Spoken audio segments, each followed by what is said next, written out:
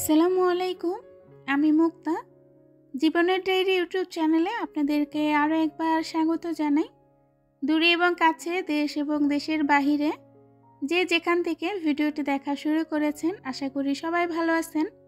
আলহামদুলিল্লাহ, আমরাও বেশ ভালো আছি। বড় আপুর বাড়ি যাওয়ার জন্য রওনা দিলাম। বাড়ি থেকে বের হয়ে হেঁটে যাচ্ছি। এটা হচ্ছে আমাদের বাড়ির রাস্তা। তারপরে একটা অটো নিয়ে চলে আসলাম বড় আপুর বাড়ি। আসার পরে এই যে আমাদেরকে খাবার দিল, তো খাবারগুলো আমিই নিয়ে আসলাম। বাচ্চাদেরকে ফল দিলাম আর মিষ্টি দিলাম। আজ খুব সুন্দর একটা ভিডিও আপনাদের সাথে শেয়ার করব।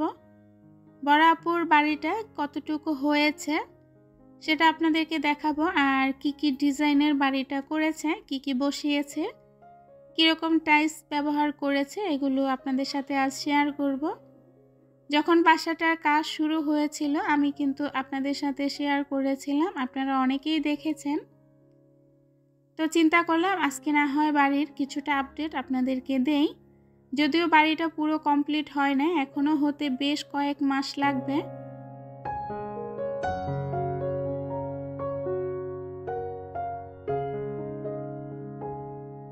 বাড়ির বাইরের দিকটায় কাজ চলছে, এখানে টাইলস বসানোর কাজ হচ্ছে।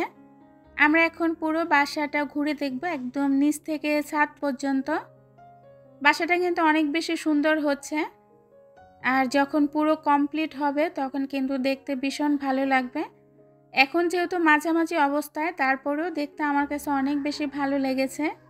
এর আগে আপনাদের সাথে যখন শেয়ার করেছিলাম আপনারা কিন্তু অনেক বেশি পছন্দ করেছিলেন। তো ভাবলাম আমি যেহেতু গ্রামে এসেছি, না হয় আরেকবার আপনাদের সাথে শেয়ার করি। তো আমরা যখন গ্রামে আসি তখন আপুর এই রুমটার মধ্যে আমরা থাকি। তো আমরা চলে গেলে এই রুমটা সবসময় বন্ধ থাকে, কারণ থাকার মতো কেউ নাই। লিভিং রুমের পাশে যে টয়লেটটা, এটার মধ্যে যে টাইলসগুলো বসিয়েছে আমার কাছে কিন্তু টাইলসগুলো ভীষণ ভালো লেগেছে। এছাড়া যে কলগুলো, তারপর বেসিংয়ের যে মিররটা, সবগুলো জিনিসে আমার কাছে ভালো লেগেছে। আর গ্রামের জন্য কিন্তু এগুলো ইউনিক। যদিও এগুলো ঢাকায় অ্যাভেলেবেলই মানুষ ব্যবহার করে, তবে গ্রামে আমার কাছে মনে হয় এই জিনিসগুলো অনেক বেশি ইউনিক আর অনেক বেশি সুন্দর। তো এটা হচ্ছে লিভিং রুমের পাশে টয়লেটটা, আর ভিতরে যে টয়লেটটা দিয়েছে এটা আবার একটু অন্যরকম দিয়েছে। এই রুমে হচ্ছে বড় আপুরা থাকে, আর একটু এলোমেলোই আছে। যারা বাসাবাড়ির কাজ করেন তারা জানেন রুম গুছিয়ে রাখা সম্ভব না, কারণ তাদের অনেক বেশি কাজ থাকে। বেডরুমের সাথে এই টয়লেটটা দেওয়া হয়েছে। তো এই টয়লেটের যে টাইলসগুলো, এগুলো অনেক বেশি সুন্দর। আর যে কলগুলো লাগিয়েছে, কলগুলোও কিন্তু ভীষণ ভালো লেগেছে। দুলাভাইয়ের পছন্দ কিন্তু অনেক বেশি সুন্দর, কারণ উনি খুব সুন্দর সুন্দর জিনিসগুলো বেছে বেছে লাগানোর চেষ্টা করেছেন। আসলে বাড়ি মানুষ তো একবারই করে, বারবার তো আর বাড়ি করা সম্ভব না।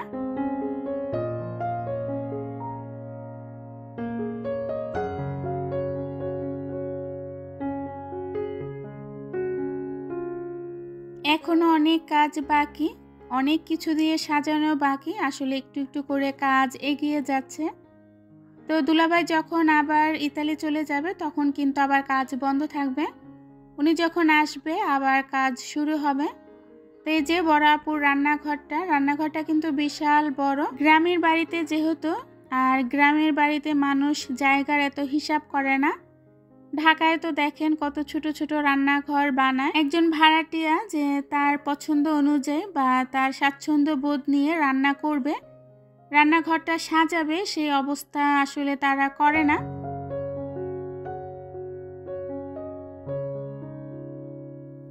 আসলে নিজের বাড়ি হলে নিজের মন মতো করে সব কিছুই সুন্দর করে গুছিয়ে নেওয়া যায়, গুছিয়ে রাখা যায় এবং মনের মতো করে সাজানো যায়।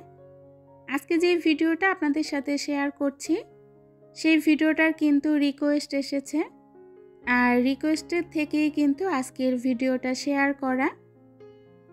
এটা হচ্ছে বড় আপুর পিছনের যে দরজা, এই দরজা দিয়ে পিছনের সাইডে আসতে হয়।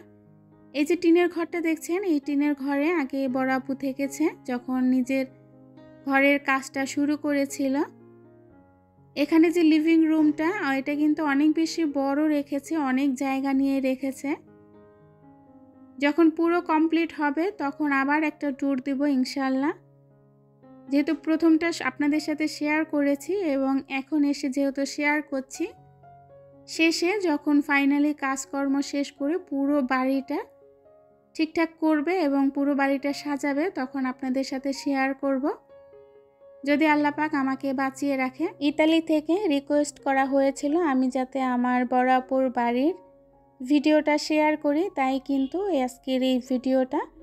আমি এখন উপরে যাচ্ছি সিঁড়ি দিয়ে, আর ডুপ্লেক্স বাড়ির সিঁড়ি কিন্তু অনেক বেশি সুন্দর হয়।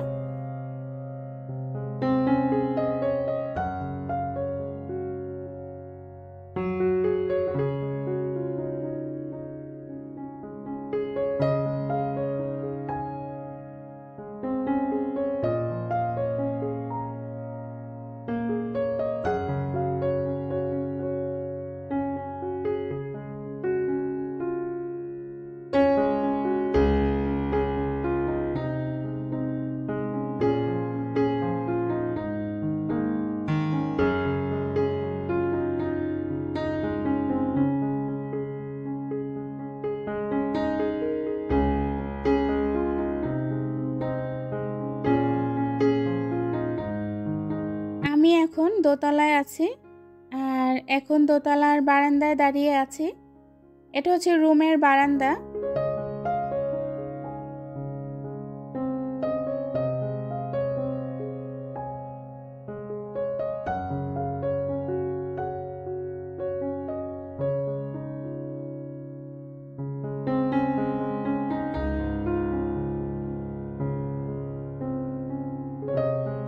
এটা হচ্ছে আরেকটা রুমের বারান্দা।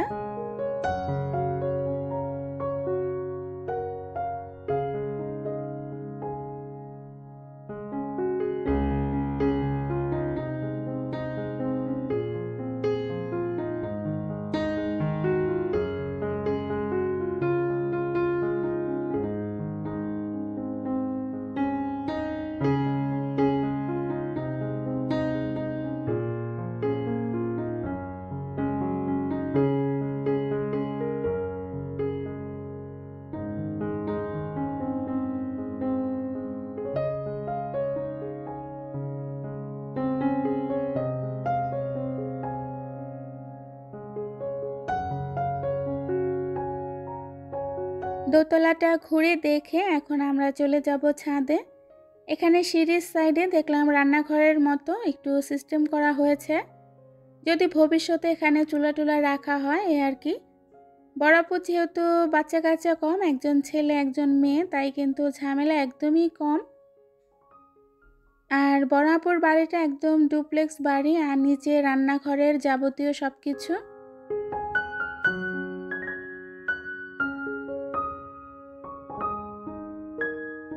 চলে আসলাম ছাদে। তো ছাদের ভিউটা এত বেশি সুন্দর, আসলে এক কথায় অস্থির। আমার কাছে তো অনেক বেশি ভালো লাগে। আর এরকম ছাদে আসলে দেখবেন যার মন খারাপ থাকে তার মন কিন্তু এমনিতেই ভালো হয়ে যায়। যারা প্রকৃতি প্রেমী মানুষ, যারা এরকম পরিবেশ পছন্দ করেন, তাদের তো অনেক বেশি ভালো লাগবে। ভাই আমরা ঢাকা শহরের মানুষ, আমরা যানজটে বসবাস করি, কোলাহলে বসবাস করি। আমরা কিন্তু এরকম নিরিবিলি পরিবেশ, এরকম মনোরম পরিবেশ অনেক বেশি পছন্দ করি, আর আমার তো অনেক বেশি ভালো লাগে। এই জন্যই তো আমি গ্রামে আসলে না ঢাকা যেতে একদমই ইচ্ছে করে না।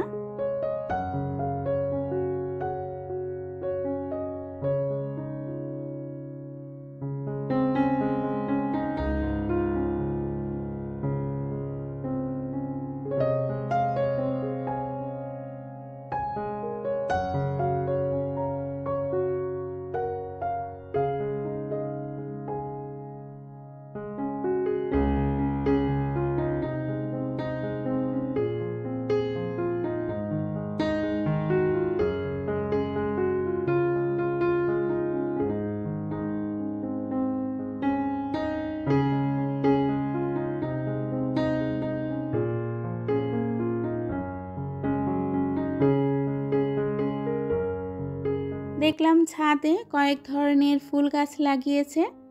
আমার বোনের মেয়েটার অনেক বেশি গাছ লাগানোর শখ। আসলে যে গাছ বেশি ভালোবাসে সেই মানুষের নাকি মন অনেক বেশি সুন্দর হয়। আমিও কিন্তু গাছপ্রেমী একজন মানুষ। আমারও গাছ দেখলে অনেক ভালো লাগে এবং গাছ লাগাতে কিন্তু অনেক বেশি পছন্দ করি। খুব সুন্দর সুন্দর ফুলের চারাগুলো এনেছে, কি সুন্দর ফুল ফুটে আছে, দেখতে কিন্তু অনেক বেশি ভালোই লাগছে।